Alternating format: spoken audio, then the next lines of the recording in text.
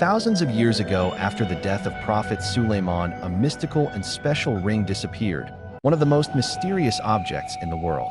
With this ring that came from paradise, King Suleiman ruled over jinn, animals, and many other beings. The ring is mentioned in the Old Testament and in many esoteric sources. It even has surprising similarities with the ring shown in the movie The Lord of the Rings. According to the stories, whoever owns this ring can rule the whole world. But who is searching for this ring of extraordinary powers today? According to prophecies, the ring will one day fall into the hands of a power you would never expect, and it will be used over people. Recently, news appeared claiming the ring has been found. Unbelievable mysteries await you in this video series. You are watching Religious Story TV. Subscribe to the channel and like the video so you don't miss more of these stories. If you are ready, let's begin. Allah not only made Prophet Sulaiman one of the 4 rulers who had power over the world, but he also gave him prophethood. His strange life and miracles left those who heard them amazed. He could rule over the jinn and make them work under his command. He could understand the language of animals and speak with them, and even the winds were given to him. His wealth and treasures were so great that nothing like them had ever been seen on earth. Even today, many people are still searching for his hidden treasure. While people are looking for the lost temple of Prophet Sulaiman, at the same time, this ring is also being searched for, even today, for world domination. Now let us go back to those times, to the period when the ring would first be used. When Adam and Hawa were sent from paradise to earth thousands of years ago, Prophet Adam brought with him a ring. This ring was a gift given to him by Allah. The ring that came from paradise carried a special knowledge. Whoever wore it in this world would gain extraordinary powers. According to the stories, when Adam came down from paradise, the ring came down with him. On one side of the ring were written the words, "The kingdom belongs to Allah." Prophet Adam, who is said to have lived for nearly 1,000 years, returned to paradise after his death. A very long time passed. Humanity multiplied on the earth and spread across different lands. Then Allah sent the angel Jibril with a mission concerning the ring. It was decided that the ring would once again be given to a person on earth as a trust. That person was none other than Dawood. With Allah's permission, Jibril took the ring and descended to Dawood. The ring of power had left paradise for the second time. But who was Dawood at that time? And for what purpose was the ring given to him? Prophet Dawood lived about 1,000 years after Ibrahim. In his childhood, he was a shepherd who looked after his family's sheep and lambs. As he grew older, he joined the army. But at first, he was not yet well known or loved by everyone. At that time, there was a warrior known as Jalad, whose name is mentioned in the Quran. He was the eternal enemy of the children of Israel and was considered almost impossible to defeat. Jalad, also known as Goliath, is described in many sources as a giant, and some believe his real height was around 3 meters. During one of the battles, Prophet Dawood challenged Jalad. Using only a sling, he struck the giant warrior and brought him down. This drew everyone's attention to him. In a short time, he became famous and beloved. In the Quran, Surah Al-Baqarah verse 251, it is said, "By Allah's permission, they defeated them." Dawood killed Jalad, and Allah gave him kingdom and wisdom and taught him what he willed. If Allah did not check one set of people by means of another, the earth would indeed be full of mischief. But Allah is full of bounty for all the worlds. From this verse, we understand that Allah gave great blessings to Prophet Dawood. In the story where the ring was brought to him, we can also see that there was hidden wisdom behind it. This ring, on which the Ismi Azam was written, would give the one who wore it the power, by Allah's permission, to control the jinn, the winds, and the animals. According to what is mentioned in Tabari, when Jibril brought the ring to Dawood, the following event is said to have happened. "O Dawood, as Allah has commanded, gather your children.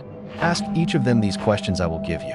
Whoever answers correctly will take your place and receive this ring. Then he will rule over the whole world."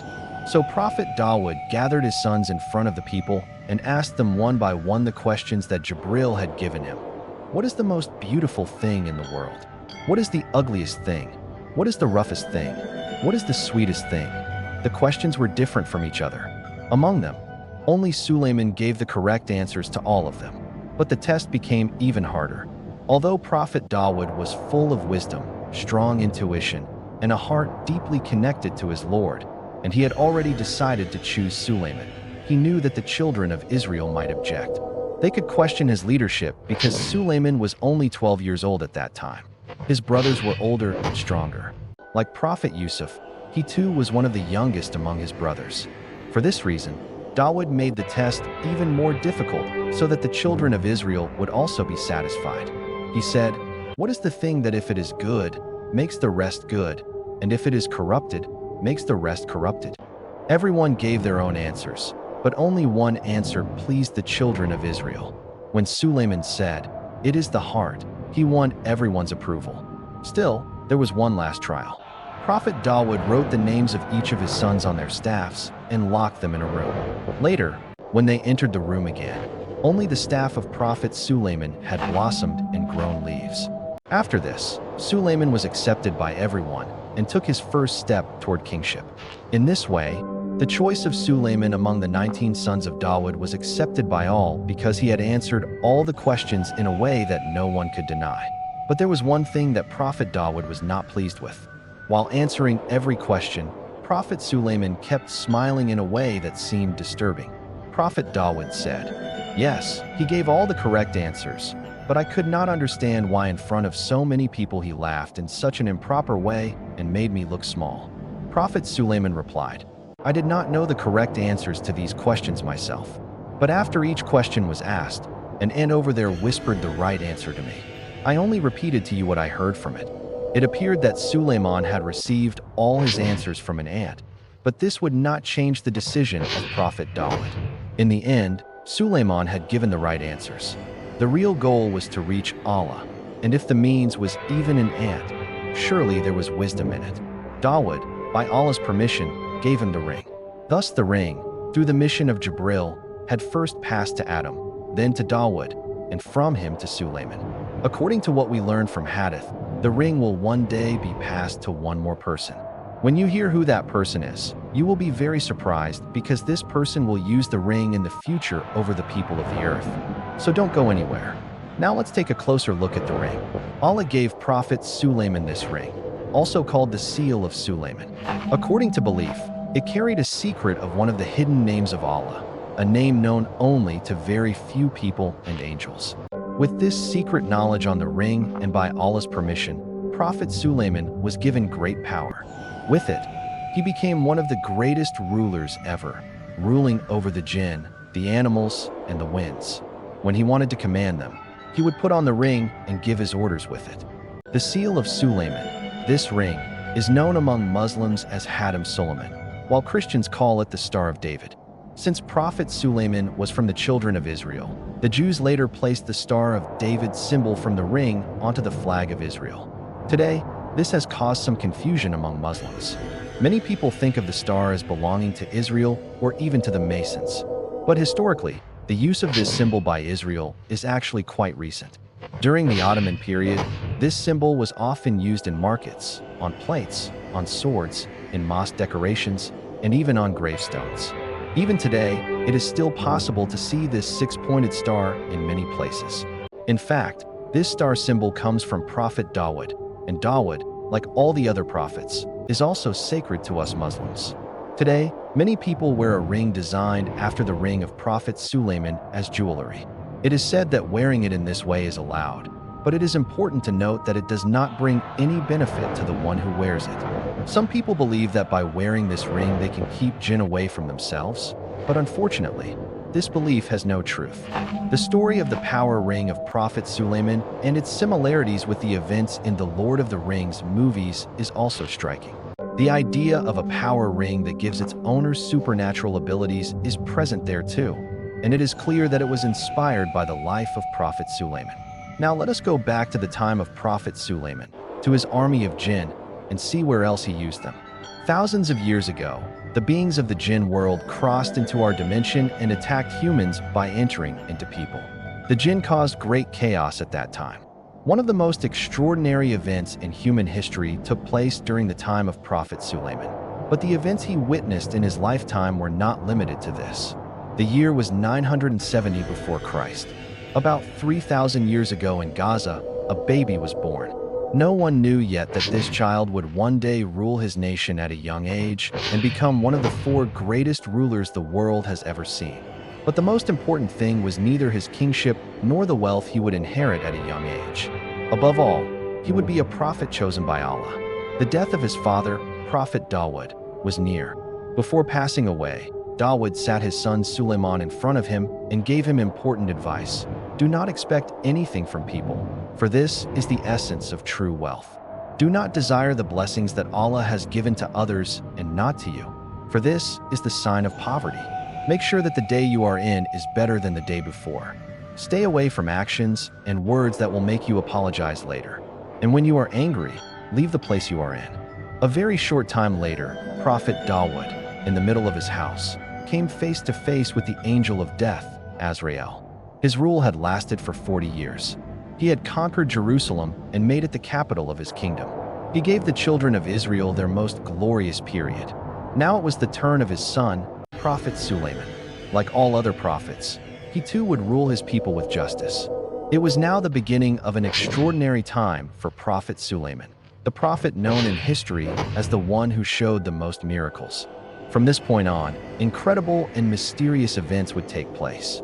What you will hear until the end of this video will amaze you, so don't go anywhere. Allah had given a very important ring from paradise to Prophet Dawood. Before his death, Dawood entrusted it to his son Suleiman. This was the same ring that had first been gifted to Prophet Adam when he was in paradise. On the ring was written the Ismi Azam, the greatest name of Allah. It was a name that only the angels knew, a name unknown to people, and one that could open all doors and give great power to its bearer. This ring had been brought from paradise to earth by the angel Jibril with Allah's permission, and now it had passed on to Prophet Sulaiman. With this ring, he would be able to bring the jinn, the animals, and the winds under his command. But the ring was only a tool. The real power came from Allah alone. For Allah, with just his word, be, could create anything. In this story, by his wisdom, he made the ring a means of giving this power, and with it, the mission of Prophet Sulaiman began. This ring carries an unbelievable story that has reached us today, filled with strange and fascinating events. Allah granted Sulaiman not an ordinary kingdom, but the greatest, miraculous rule in history. Sulaiman took a deep breath, looked up at the sky, and prayed, "My Lord, forgive me. Grant me such a kingdom that no one after me will ever have." And Allah accepted his prayer. One morning, as Sulaiman stood on the marble terrace of his palace, he noticed a strange movement in the air. Invisible beings circled around, whispering. Suddenly, gigantic, fiery shapes appeared. These were the jinn, the strongest of the devils. But Sulaiman was not afraid. He looked at the ring in his hand, the seal inscribed with Allah's Ismi Azam, and spoke with a commanding voice. "I will rule over you. Allah has given me authority over you." The mighty jinn, the fierce ifrits, the whispering devils, all of them fell to their knees at once. For the first and last time in history, the unseen world bowed before the seen world. As the Quran says, by his Lord's permission, we subjected the jinn to work for him. If any of them disobeyed our command, we made him taste the punishment of blazing fire. Sabah 12. Sulaiman wanted to complete the construction of Masjid al-Aqsa, which his father had left unfinished. But how could human workers finish such a task that would take years? He turned to the jinn. "You will build this sanctuary." And an extraordinary scene began. Invisible hands placed stones in order. Fiery beings poured molten copper into molds. Flying jinn lifted massive marble blocks and set them in place. As they worked for Sulaiman, they built palaces, statues, large basins like reservoirs, and heavy cauldrons fixed in place. Surah 13. They worked day and night. Chained devils carried out his commands without rest. The children of Israel were astonished because these gigantic structures were rising, yet they heard no sound and saw no workers. Whispers spread among them. Sulaiman must be a great sorcerer, and so they too turned toward magic. But Sulaiman came to know of this. Magic was a great sin, so he stopped them. He ordered all the books of sorcery to be collected and buried beneath his palace. Yet, the children of Israel would not abandon these books. After his death, strange and troubling events would unfold, and in the final part, we will witness these mysterious events. The army of Suleiman was the strangest army in history. As the Quran says in Surah An-Naml, his armies of jinn, humans, and birds were gathered for him, and they were kept in order. The battlefield showed scenes unlike any other. The formation of this army was unique. At the front marched lions, eagles, and other wild beasts. Their terrifying appearance alone struck fear into the hearts of enemies. Behind them came thousands of mounted horsemen, the finest warriors of the children of Israel. But what was truly astonishing were the invisible jinn soldiers. These beings, created from fire, moved through the air, reaching anywhere instantly and leaving the enemy in total confusion. The sky itself became a network of scouts. Thousands of birds made up Suleiman's reconnaissance force. Eagles watched enemy movements from above. Hoopoe carried messages, and other birds brought news from every corner of the battlefield. To the enemies, it felt as if the very sky had turned against them. The sight was truly unmatched. Cavalry riding side by side with unseen jinn warriors, flocks of birds flying reconnaissance above, lions roaring on the ground, and eagles soaring in the air. The enemy could not even understand what they were facing. Many surrendered before the battle even began, bowing down to Suleiman. With this magnificent army, Suleiman ruled the entire known world of his time, from east to west, from north to south. All kings paid tribute to him. But Suleiman's wealth did not only come from war spoils. He sent the jinn deep into the seas. Since they could live underwater, they brought back the most precious pearls from the depths of the oceans. Each pearl was worth what ordinary people would call a fortune. The jinn under his command also dug beneath the earth, the mountains, and hidden places, bringing out gold and jewels. Sometimes they split open rocks to find the richest gold veins, melted the ore, and presented pure gold to Suleiman. Gold and silver became so abundant that, according to the Torah, they lost their value and were considered as common as stones. In his palace, there were massive cauldrons of gold and basins as large as pools. Kings from other nations came with gifts, pretending to seek his wisdom, but in truth hoping to share in his wealth. One day, Prophet Sulaiman gathered his army. In this army, there was an important bird known as Hudhud. Its duty was to fly long distances and act as a spy, gathering intelligence for the army. It would observe everything about the enemy, return, and give a detailed report to the commander. Hudhud had a very sensitive and important role within the army. At the time when the army was assembled, most of the animals noticed that Hudhud was missing. They whispered to each other in low voices, "The commander will soon arrive, and he will see that Hudhud is not here." Finally, when Prophet Sulaiman approached the army, the whispers grew louder. As he inspected the soldiers, he quickly realized that Hudhud was absent. But Hudhud was far away in the land of the Queen of Sheba. It had flown a very long distance to get there, guided by a feeling that it was about to discover important news. Landing on the top of a tall tree above the city, Hudhud looked down. It observed the roads, the houses, the palaces, and the city gates, watching everything carefully from the air.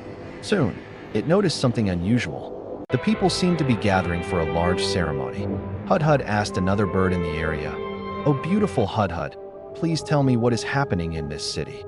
The bird replied, "The people are going to see their Queen of Sheba. Today is the important day of their sun worship ceremony." Hudhud now knew that its instincts had been correct. First, it saw the guards assembling, then the commanders and soldiers. Finally, the Queen of Sheba herself appeared, seated on her magnificent throne. Then she stepped down from the throne, raised her hands, and led her people in bowing down to the sun. The entire crowd followed her in prostration. Hudhud watched everything carefully. It knew this was great news to bring back, and it wondered how Suleiman would react. Taking flight again, it crossed the long distance back, flying for days until it finally returned to the place where the army was gathered. When Hudhud reached Prophet Sulaiman, it said, "My master, I have brought you certain news about a people you do not yet know. I saw a woman ruling them, sitting upon a great throne and having everything. But she and her people do not worship Allah. I saw them prostrating to the sun. Satan has made their actions seem pleasing to them." These words were indeed exciting. Hudhud had now explained that its absence was due to an important mission. Suleiman replied to all that he heard, "Of course, we must be sure whether you are telling the truth or lying. For this, You will take a letter that I will write and deliver it to them. Then we will see what answer they send back." When Suleiman sealed the letter, Hudhud carried it in its beak and immediately set out for the land of Sheba. After flying long without rest, it arrived at the royal palace. From the garden, it spotted the largest room with a balcony, and it knew that this must be the queen's chamber. Hudhud flew inside through the open window, the letter still in its beak. It decided to hide behind a decoration on the ceiling. From there, it looked down and saw the queen sleeping on her bed. Her hair was spread over the pillow, and her face was very beautiful. Hudhud hesitated. Should I drop the letter now or wait until she fully wakes up? As it wondered about this, the letter suddenly slipped from its beak and fell directly onto the queen's bed. The queen opened her eyes and found the letter before her. She looked around quickly but saw no one. Afraid, she opened the letter and read it quietly. "This message is from Suleiman. In the name of Allah, the most merciful, the most compassionate. I invite you to believe in the one God. Do not show pride against me. Come to me and submit yourselves in peace." Queen Bilqis became angry. Looking around again to see who had brought the letter, she called her guards. "Who dares to enter my chamber? Who brought this?" The guards, shocked, swore that no one had entered. They insisted that throughout their watch, they had stood with swords in hand, eyes open, and that no one had approached or entered the queen's room. Meanwhile, the Hudhud bird had hidden itself high above in a gap and was listening to everything. Queen Bilqis shouted, "Then where did this letter come from?" and raised the letter in her hand. The guards were stunned. They thought about where it might have come from, but none of them had seen anyone bring it. They were speechless with amazement. The queen immediately called an extraordinary meeting of her council. When the assembly gathered under her leadership, debates began. Many of the members leaned toward the side of war, but the final word was the queen's. She said, "When kings enter a land, they ruin it, and they make the honored people among it the lowest. I fear such a thing may happen to us. So let us send them gifts through our messengers, and then wait to hear what news the messengers bring back." Since no one in the council objected, her proposal was accepted. Hudhud heard all these discussions. When the meeting ended, it flew away. Soon after, in the queen's land, the people were ordered to prepare a gift of gold and jewels. No matter the cost, it must be a magnificent gift. Only a very precious gift could satisfy such a powerful king, the queen thought. To her, Suleiman was frightening, and they needed to win his favor because their future depended on his mercy. The best craftsmen of the land began working day and night to create the gift the queen demanded. They used many valuable metals and stones. At last, the special gift prepared for the queen was finished. When Bilqis saw it, she was pleased and delighted. She ordered her messengers to be ready and entrusted them with taking this gift to Suleiman. But Prophet Sulaiman already knew what had been said in her council because Hudhud had informed him. While flying reconnaissance along the borders of the land, Hudhud also spotted the caravan of messengers carrying the gift. It returned quickly and told Suleiman everything. Suleiman then ordered his army to prepare and line up to meet the queen's messengers.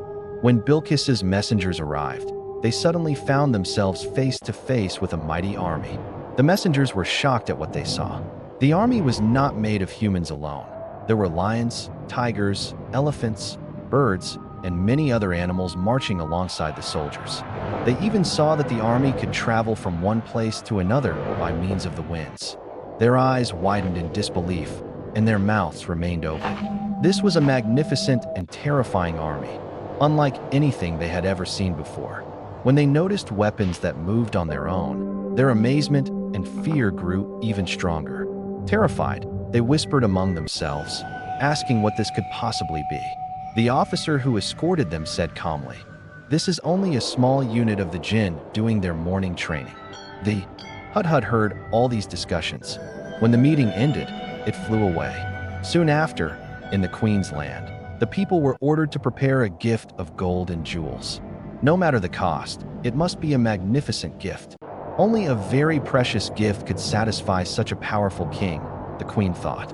To her, Suleiman was frightening, and they needed to win his favor because their future depended on his mercy. The best craftsmen of the land began working day and night to create the gift the queen demanded. They used many valuable metals and stones. At last, the special gift prepared for the queen was finished. When Bilqis saw it, She was pleased and delighted. She ordered her messengers to be ready and entrusted them with taking this gift to Suleiman. But Prophet Sulaiman already knew what had been said in her council because Hudhud had informed him.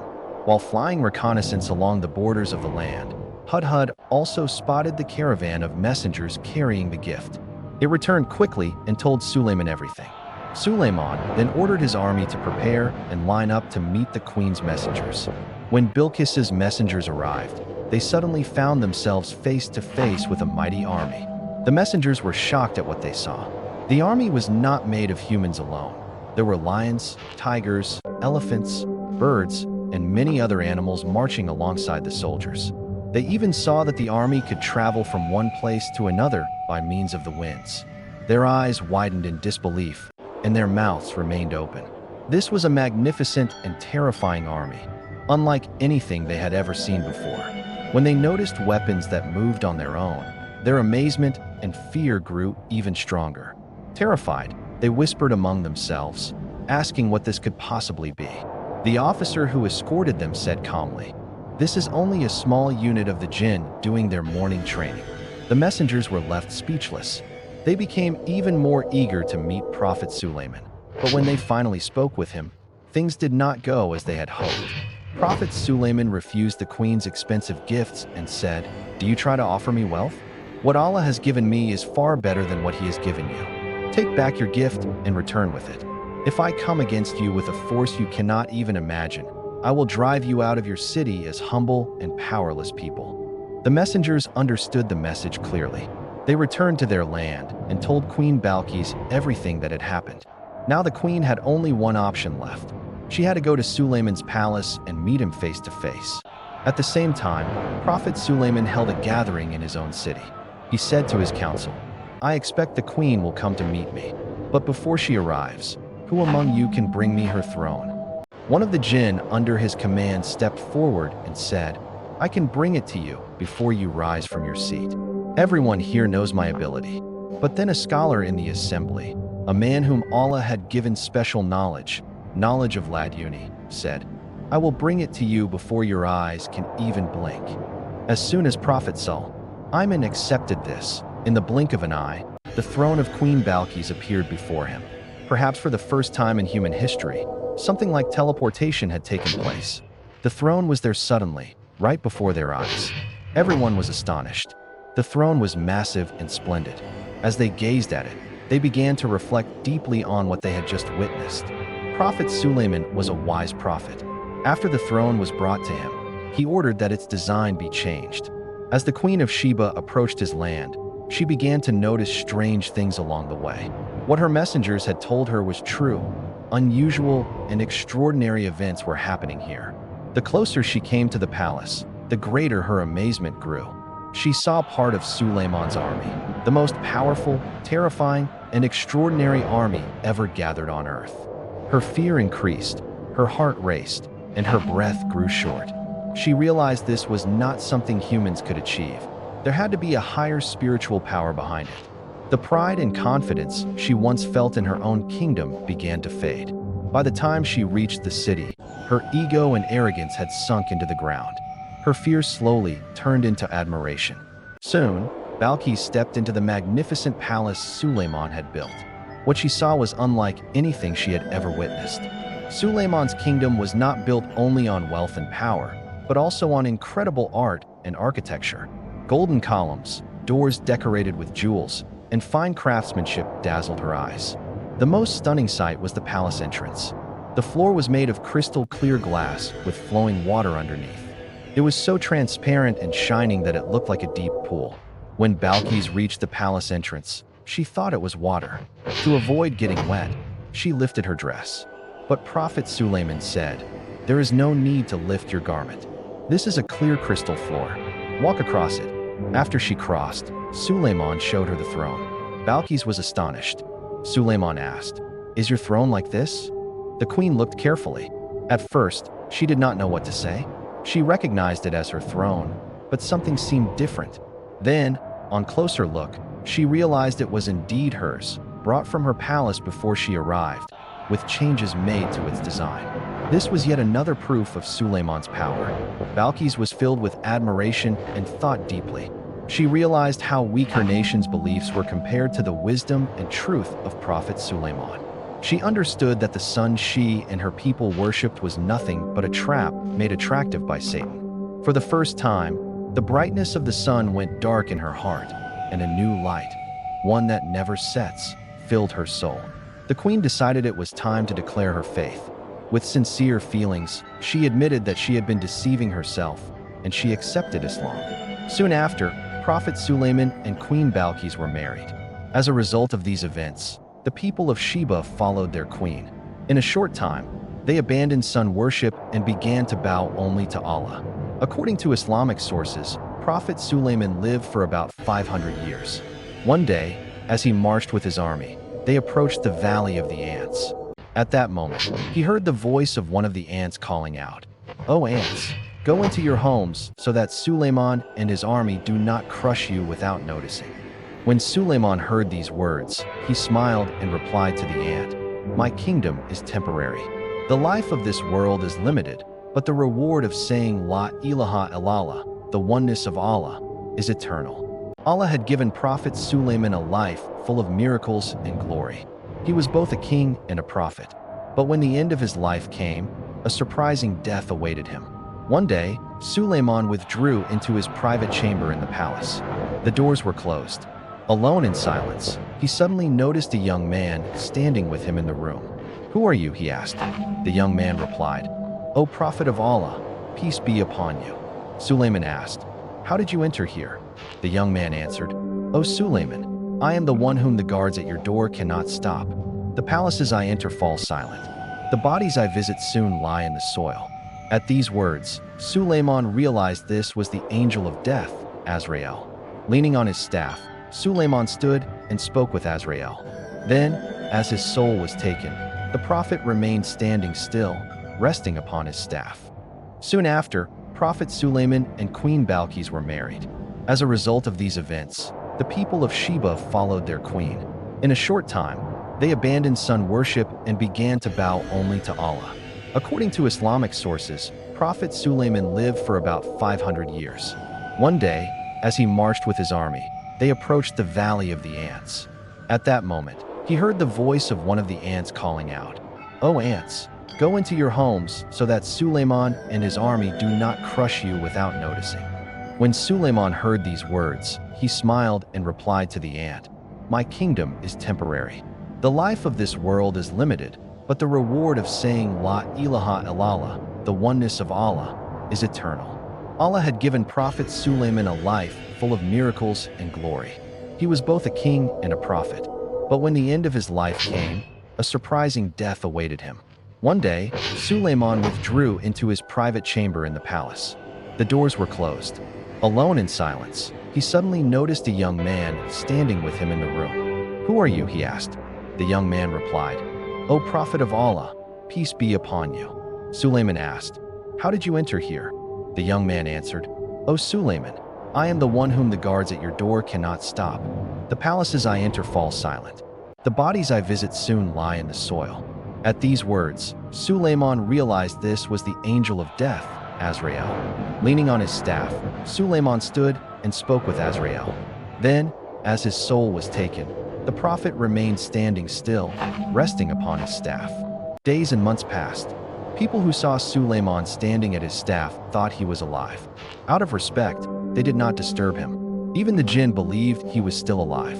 They continued working under his command, carrying out the hard and humiliating tasks he had set for them. But then a small termite began to gnaw at his staff. As the days passed, the wood weakened and decayed. Finally, it broke, and Suleiman's body fell to the ground.